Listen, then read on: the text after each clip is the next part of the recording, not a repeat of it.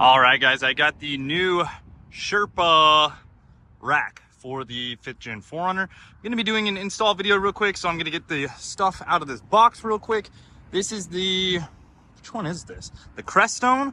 This is the full version. This is not the, I don't know, the cheaper one. This is the more expensive one. So, not sponsored. Paid a lot of money for this. They had a sale on 4Runner Lifestyles, so I went ahead and picked that up. But let's jump into the box and we will get this thing put on the 4Runner. Oh yeah. So as far as what we got going on here, we basically just have like the pieces. So let's jump into it. We got the wind deflector right here. I just went for the full size one because I'm not going to be running a light bar yet. Maybe we'll do one in the future, but this is just a standard version. We did go with the powder coated black and the black crossbars. You can get it in, I guess, a raw aluminum finish, which is a little bit cheaper. I do wish this was a little bit cheaper, honestly, but it's not when you want it black, so it is what it is. Here is the KB hardware package right here.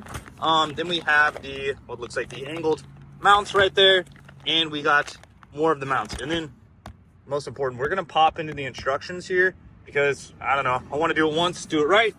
And here are the crossbars in these boxes, so we'll open those up. So we have the extruded aluminum cross rails. This is kind of that 80-20 vibe, which basically you could really customize this really easy with like T-slots or whatever you want to do.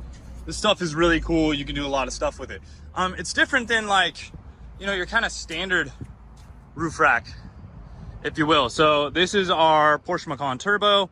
I do have just a Thule roof rack on here, and you can see that this was put on after the fact, and I just put on a little rack. It's solid, it's nice, but you know, it's kind of that different vibe. I wish somebody made a roof rack for these like this style, but they don't. So that's why we're going with this. This one does also have a really good load bearing, like a weight bearing thing. Carries a lot. I think it's like, what was it, 500 pounds, 600 pounds, something like that. I don't remember. Here's the deflector, like I was saying. And then we'll pop out the side rails right here. So here are kind of the side rails. This is the back of it. As you can see, it's pretty much the same thing on each side. I don't think these are actually directional or whatever. It's going to be the same cut. Got the little Sherpa logo in the back. And one thing I really like about this roof rack is it has this spot that you can use as grab handles, which I think is really great. Also, these are all aluminum. This is super solid, so this thing's going to be very rigid, a lot thicker than like a prim suit rack. And then you can see it kind of dips down at the front, if you will, which is about it. Okay, the first thing I'm going to do is just do the deflector, wind deflector right here. You can see the Crestone is out. Obviously you don't want to do it like that. You want to do it this way. You're going to grab one of the extruded aluminum pieces, and then it looks like we're just going to be using these little T-slot pieces right here, which are actually really cool. There's a ball detent in here. Look at that. It's pretty trick. That little ball detent is going to help it from sliding around. And then we have the Allen here, and we got some washers. Big thing, guys. When I do washers, there is a way to install a washer. Some people might not understand that, but take a look at it. You see the stamp side and the cut side. One side is rounder. That's always the side that I like to put against the material, or out facing, I guess I would say. So like this. And I always like to put all the washers the same direction. If you put them like this, it looks bad. You put them like this, you put this guy like that, and we're gonna put some thread locker on there, and then also we're gonna just throw these little guys on and we will slip them in. Now I feel that you could do this one of two ways. You can either pre-install the little tracks like this, the little T-slot stuff, or you could actually slide it into the rail and kind of get them into the right position. In my opinion, it's the easiest just to do it this way. You can put it on, kind of align it, and then start sliding it down, and then go to the next one and the next one, and you'll have it on the rail. Now I'm gonna pre-assemble with these little carriage bolts, these nylon nuts, and the washers. Again, installing them the correct way, in my opinion, not like this, but like this on stuff. And we're gonna put together these guys. So this CR and CR, this goes behind it. Carriage bolt, this goes right in front. And we just put those nylon nuts in the back and just kind of tighten. So it goes like this in the front. Then we're gonna throw those washers on and the nylon. Boom, just like that, and then we'll tighten it down. I think this is a really good method of working on your off-road rig, is having the proper tools in the rig, actually. And not only having them in the vehicle, but using what you have in the vehicle. So I got my little Milwaukee pack out. I got my tool set in here. We're gonna work every tool out of the back of the truck. That way I know that if I ever have to work on anything, I have the proper tools. If I don't have the proper tools, I add it to the truck. So kind of makes sense when you're on the trail repairs or camping or whatever, you're gonna have everything you need. If every time you do your stuff, you work out. Okay, so now we are gonna take these, get a cross member, literally bolt them right down through right here.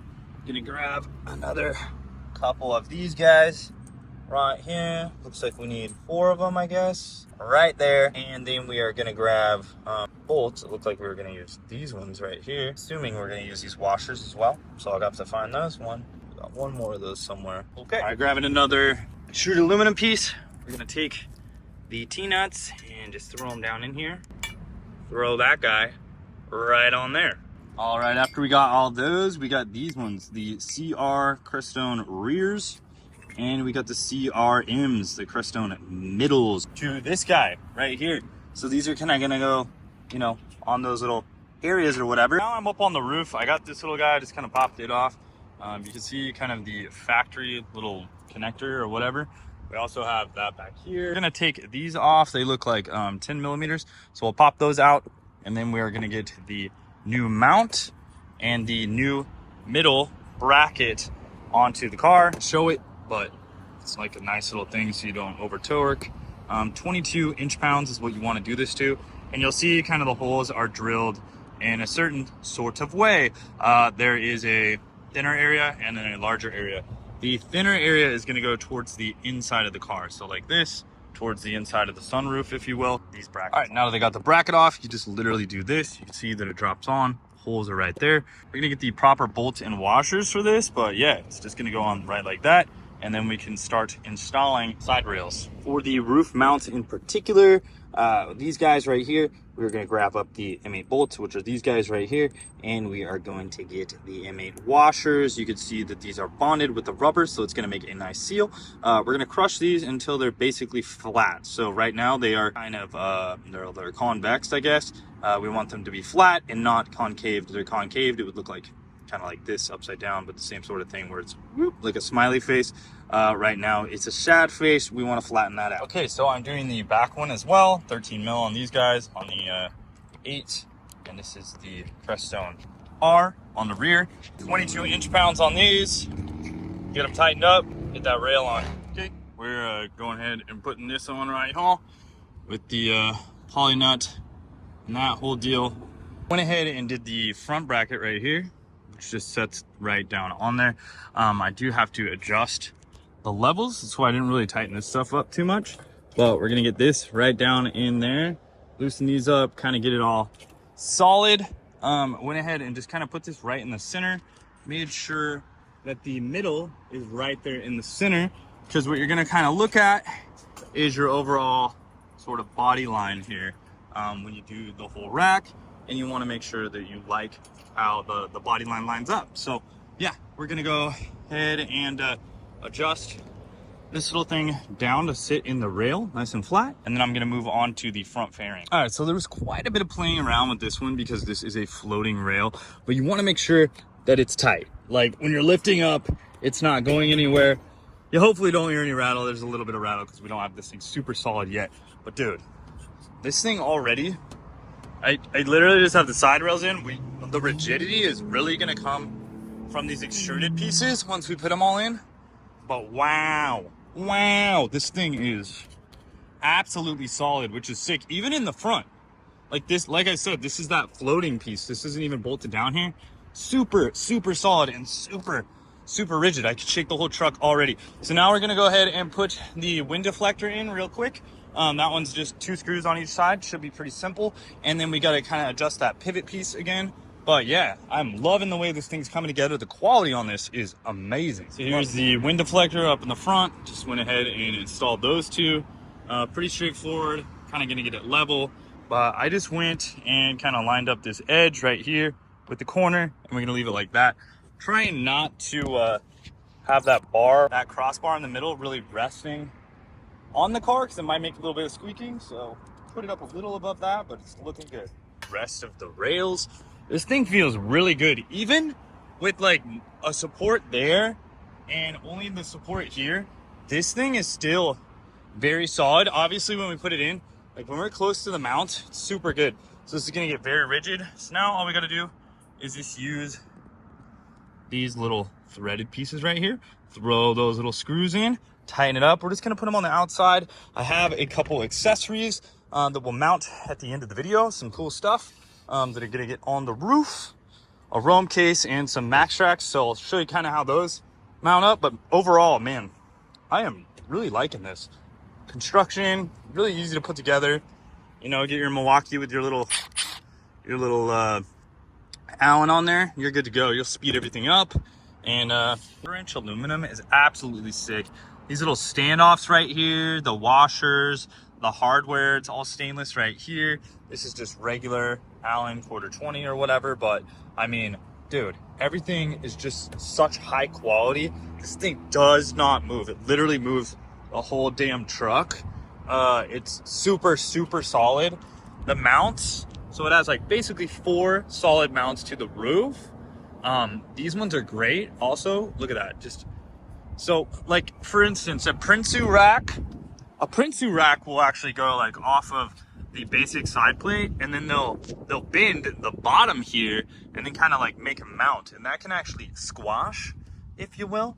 And once that squashes, well, you've basically compressed your roof rack, and it's not holding up the proper weight. I'm talking about on the Prinsu roof rack, you can see the side rail is actually bent, and that is a weak point that will actually bend and bow and lead to the premature failure of your lift. But that's why I went with the Sherpa over the Prinsu. So this is amazing. I love the 80/20 steel construction. These 2x1s is freaking rad. One thing, the one downside to the Sherpa rack, these or not these, because I bought these thinking that they were the correct size, and I'll link the correct size down below. But you pay like, I don't know, 1,300 bucks for this rack, and it doesn't come with any of these T-nuts. And then all day yesterday, I went around to different rack stores, all this, trying to find these freaking T-nuts. Dude, they should give you a bag of 10 of these. They should give you 4 of these. They should give you 8 of these. I don't know. But it's kind of annoying that I spent all that money on the rack and they can't just give you a bag of the stuff that you need to slide in here to mount something to the roof rack. Or it would be nice if they just told you, hey, does not come with the hardware. But these little handles are badass. Like, I can just grab right on there and I'm right up onto the car. It looks amazing. The front is pretty cool too, the design of this. Like, this is solid. You basically just kind of adjust these 2 pieces right here to make this little foot the correct height. So you lift this up or put some sort of spacer in here, but you can see this is not bolted on, but it is solid. I have perfect gapping right there, and this thing is not moving. Even in this area, does not move. So I'm really liking it, and I love all these little grab spots. It's sick, because with my rock sliders and all that, I'm just like, boom, on here. And then, like, if I want to hit my tire, boom, I'm on here. So now it's time to get the right ones. I had to hit Amazon up again. I bought 3 different bags, but you want the quarter 20 T-nuts. Like, I'll put a link in the description, like I said, and they do sell them on Sherpa's website, but Sherpa should really give you some. That's all I'm saying. Yeah, so let's install some stuff. Well, once I get the package from Amazon. Okay, so it's getting a little later, but these are the T-nuts that I got. Here is my Rome box. This is a 95 liter. And then I got the I have the Rome mounts. So I actually picked this up used, but I got the Rome mounts. These are nice quick disconnects. Now, it would be a lot cheaper to run the Sherpa mounts on this, which basically go into this channel right here, and then would just literally just T-nut in or whatever, just screw in the box, right into my roof mount. But this overall is pretty cool. So let's pop up there. We're gonna have to figure out where we want to put it, and basically throw in the screws and whatnot. We got the box up here, so I'm gonna go ahead and move this cross rail back a little bit. That way I can get the mount in place. But overall, this thing looks really nice right here. I'm just gonna put it right above my doors. I kind of like it right there. I think it looks cool. I don't know. Maybe I'll move it around. It's not that hard to mount up or whatever. So we're gonna just loosen these guys up right here. I'll slide this rail back and I'll get this adjusted into place. Max Tracks in the mail. This is from Sherpa. It's got their nice little logo on there. And one of the best things is, well, it comes with the T-nuts. It comes with the 1/4 20 threaded Allen right here. And it comes with the washers and all that. And these are 1/2 inch.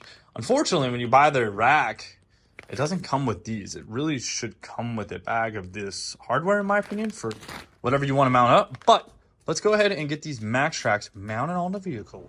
So I bought the OG Max Tracks 2s in the orange. I think the orange is the coolest, in my opinion. Also, if you are off-road in the snow or something along those lines, or in the mud, sometimes these can get lodged into the ground, and the orange makes it way easier to find. Got the Max Tracks mounting pins, and we got these Sherpa mounts right here. So we're gonna go ahead and install these bad boys on here.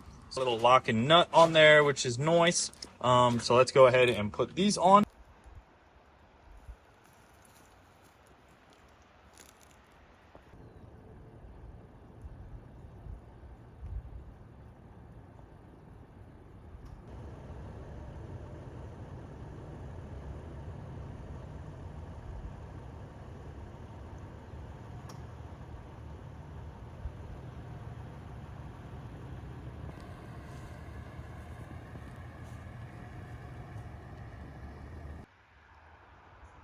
So overall, the setup is really nice. Really like it.